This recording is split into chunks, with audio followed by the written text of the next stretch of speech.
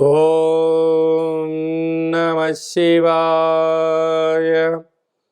ఓం నమో నారాయణాయ. నరదృష్టి నివారణ, సంచిత కర్మ, ప్రారబ్ధ కర్మ, ఆగమిక కర్మ నివారణ తులాభార కాళభైరవ నమో నమః. హరి ఓం. ఓం బుధ అరిష్టేతు సంప్రాప్తే బుధ పూజాంచకారయేత్ బుధ ధ్యానం ప్రవక్ష్యామి బుద్ధి పీడోప ఉపశాంతయే. హరి ఓం. మా ఛానల్కి స్వాగతం. చూస్తున్న వీక్షకులకు, ప్రేక్షకులకు, ప్రియ కాళభైరవ భగవద్బంధులకి స్వాగతం పలుకుతూ మమ్మల్ని ఎంతగానో ఆదరిస్తూ ఉండబడినటువంటి ప్రియ సోదర సోదరీమణులకు, సనాతన ధర్మ సంరక్షకులకు, జ్యోతిష్య అభిమానులకు అందరికీ బుధ భగవానుడు ఏడాది తర్వాత వృశ్చిక రాశిలో సంచారము చేయడం వలన సకల శుభాలను, సకల మంచి బుద్ధిని, మంచి జ్ఞానాన్ని, సత్ప్రవర్తనని కలిగించాలని కోరుకుంటూ ఆశీర్వదించమని ప్రార్థన చేద్దాం. బుధుడు అనగానే మన బుద్ధికి సంబంధించిన స్వామివారు. అంటే మన బుద్ధి ఎలా ఉండాలంటే కూడా నిత్యము అప్రమత్తత కలిగి ఉండడం, ధర్మబుద్ధి కలిగి ఉండడం, సిద్ధి బుద్ధి అంటారు. అంటే విఘ్నేశ్వర స్వామి వారి యొక్క భార్యలు ఇరువురైతే వారు సంకల్ప సిద్ధి, సంకల్ప బుద్ధి అంటూ ఉంటారు. కనుక వారి యొక్క ఆశీస్సులు మనకు ఎలా మంచి బుద్ధి కలిగినప్పుడే మంచి జీవన విధానం, సత్ప్రవర్తన, ఆరోగ్యము, నియమము, క్రమశిక్షణతో కూడిన జీవనాన్ని అందరికీ ప్రసాదించాలని కోరుకుందాం.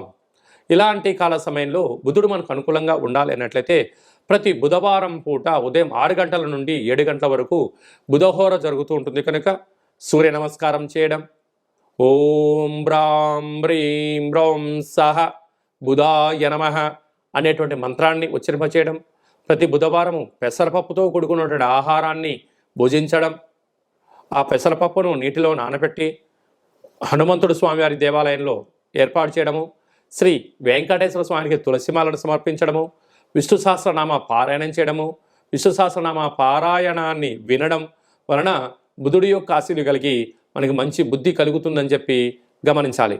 ప్రతి బుధవారం పూట నవగ్రహాల దేవాలయానికి వెళ్ళి 17 సార్లు ఓం బ్రాం బ్రీం బ్రౌం సహ బుధాయ నమః అనే మంత్రాన్ని ఉచ్చరింపచేస్తూ ప్రదక్షిణ చేయడం. అలాగా 1 కేజీ 700 గ్రాముల పెసర్లు కానీ, పెసరపప్పును కానీ పసుపు రంగు అంటే విశేషమైన ఆకుపచ్చ రంగు కలిగినటువంటి మూట కట్టి పసుపు, కుంకుమ, గంధము, అక్షంతలు కలిపి అక్కడ నవగ్రహాల దగ్గర ఉంచడము, పూజారికి దానం చేయడము, నానబెట్టినటువంటి ధాన్యాన్ని గోమాతకు ఏర్పాటు చేయడము, నదిలో వేయడం వలన మంచి బుద్ధి, మంచి జ్ఞానము మన సొంతమవుతుందని చెప్పి గమనించాలి. సింహరాశి వారికి ఏడాది తర్వాత బుధ భగవానుడు వృశ్చిక రాశిలో అర్ధాష్టమ సంచార స్థితిలో ఉన్నప్పుడు ఈ సింహరాశి వారికి ఓపిక, పట్టుదల, బుద్ధి, జ్ఞానము, సత్ప్రవర్తనతో కూడుకున్న జీవన విధానం అవసరం. లేకపోతే ప్రభుత్వ అధికారులతో కానీ, ప్రైవేట్ అధికారులతో కానీ, సహా ఉద్యోగస్తులతో కానీ దయచేసి మాటను వాగ్దానం చేయొద్దు. ఎవరికి పడితే వాళ్ళకి నేను ఈ పని చేస్తాను, ఈ పని చేస్తాను అని చెప్పి మీరు ప్రామిస్ చేశారా, పరిసర కాలమానం అడ్డంగా తిరిగినప్పుడు మీ మాట నిలబెట్టుకోలేదు అని చెప్పి అనేక రకాలుగా ఇబ్బందికి మిమ్మల్ని గురి చేయడం, వీరే మీ శత్రువులు అవ్వడం, రాబోయే కాలంలో అనేక ఇబ్బందులకు గురి చేసే పరిస్థితి ఉంటుంది.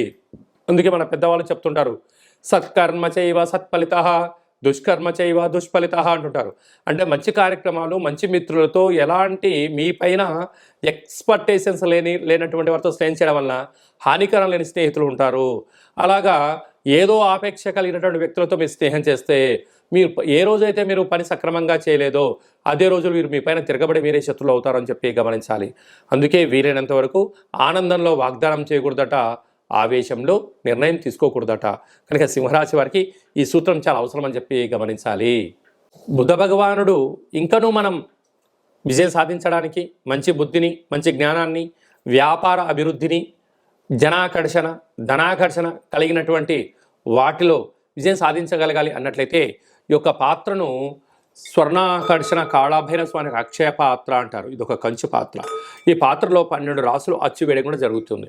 కనుక ఈ పాత్రను ప్రతిరోజు మనం ఇంట్లో పెట్టుకొని పూజ చేసిన తదనంతరము ఇలా శబ్దం చేస్తే ఓంకార శబ్దం రావడం జరుగుతుంది.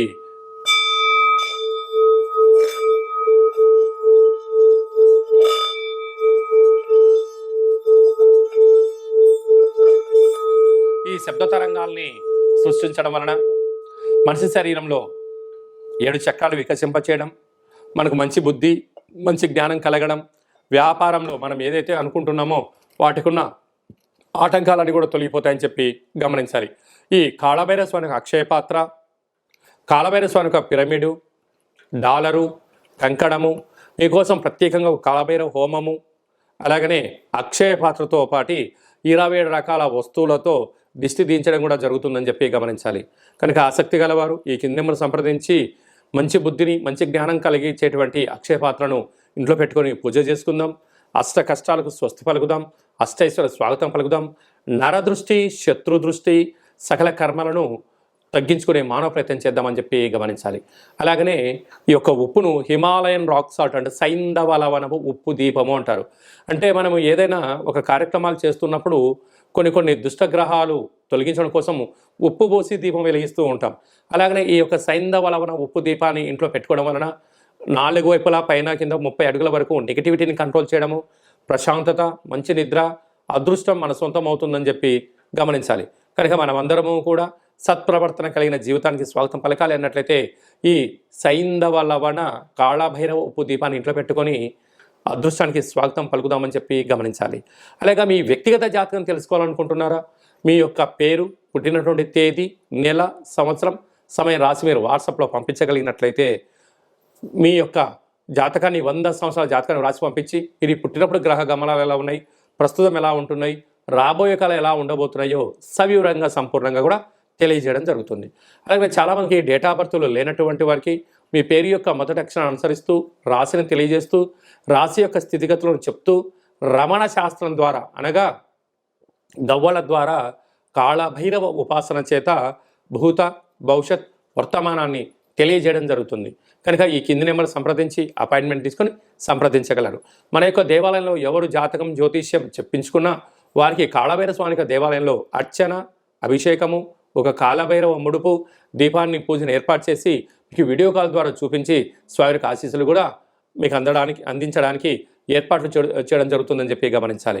మీ అబ్బాయికి కానీ అమ్మాయికి కానీ ఎంత ప్రయత్నం చేసినా వివాహం అవ్వడం లేదా, జాతకంలో ఎలాంటి యోగం ఉంది, ఎలాంటి దోషం ఉందో తెలుసుకునే ప్రయత్నం చేద్దాము అని చెప్పి గమనించగలగాలి. వివాహమైన దంపతులు తరచుగా గొడవ పడుతూ ఉన్నారా? ఎందుకు జాతకంలో ఇలాంటి దోషాల వలన ఏం జరుగుతుందో విషయం తెలుసుకొని వారు అన్యోన్యంగా కలిసి ఉండేటువంటి ప్రయత్నం చేసి వారిని పార్వతీ పరమేశ్వరులాగా ఉండేటువంటి మానవ ప్రయత్నం చేద్దామని చెప్పి గమనించాలి. అందరి పైనను ఈ బుధ భగవానుడి యొక్క ఆశీర్వాదాలు ఉండాలని కోరుకుంటూ మంచి బుద్ధిని, మంచి జ్ఞానాన్ని ప్రసాదించాలని కోరుకుంటూ ఆశీర్వచనం. ఓం శతమానం భవతి శతాయు పురుష సతేంద్రియ ఆయుష్యేవేంద్రియే ప్రతిష్టతి ధనం ధాన్యం బహుపుత్రలాభం శత సంవత్సరం దీర్ఘమాయు సర్వే జనా సుఖినో భవంతు లోకా సమస్తా సుఖినో భవంతు సర్వం బుధదేవతార్పణమస్తు. ఈ వీడియో మీకు నచ్చినట్టయితే లైక్ చేయండి, షేర్ చేయండి, మా ఛానల్ని సబ్స్క్రైబ్ చేసుకోండి.